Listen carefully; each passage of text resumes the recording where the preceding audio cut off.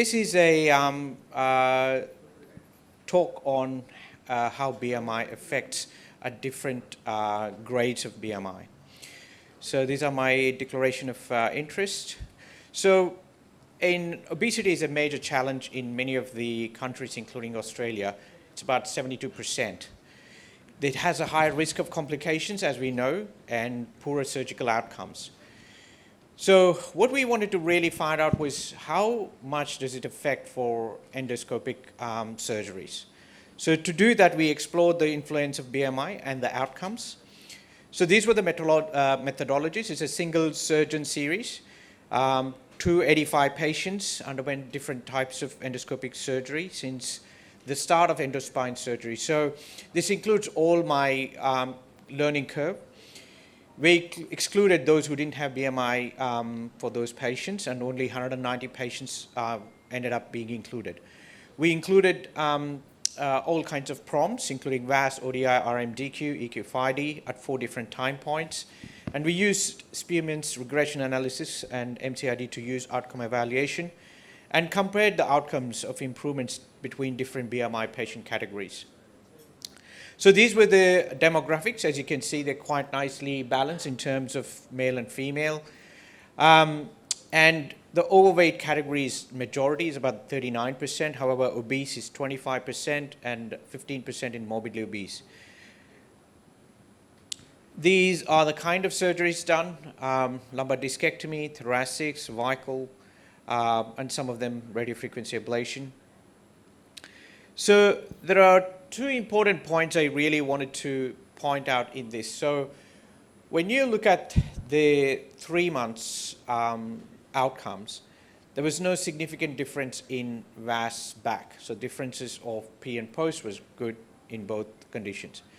The VAS leg was slightly different, mildly, but not statistically significant. But the ODI and EQ and RMDQ, so the disability was actually still not as great compared to a normal BMI patient. But when you look at this at 9 months, none of these were actually significant. So VAS back, VAS leg, RMDQ, EQ5D were similar, whether it was a normal BMI or obese or morbidly obese patients. The only thing was low-grade statistical significant difference for the ODI only. So then you look at the different types of prompts. So when you start at the BMI category of normal, there are time points. They're very similar, whether it's 12 weeks, 9 months, etc. But obese patients, in fact, start to get better as the time progresses in all groups, particularly in ODI, which is what we wanted to really look at.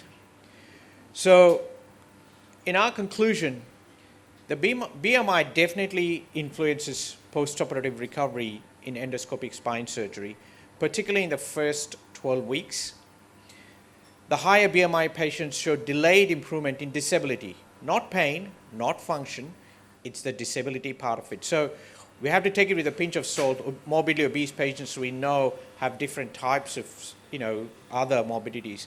One patient I remember very well, she had a BMI of 50, short 5'2". She had a BMI of 50, severe radicular pain, had needed a knee replacement at some point in time. And she also had a 4-5 foraminal disc. I was actually quite surprised. I didn't know that the foraminal endoscopic scope would actually reach the patient's foramen. Anyway, it was just, I had about a centimeter left. So, but that lady has had several other operations.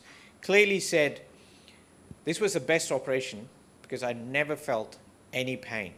But she was still disabled with her knee arthritis, everything. So I think what we need to understand is obesity itself causes all other issues. So the ODI definitely did not get better in the first 12 weeks. It took time, but as the time progressed, by 9 months, they had reached significant improvement compared to non-obese.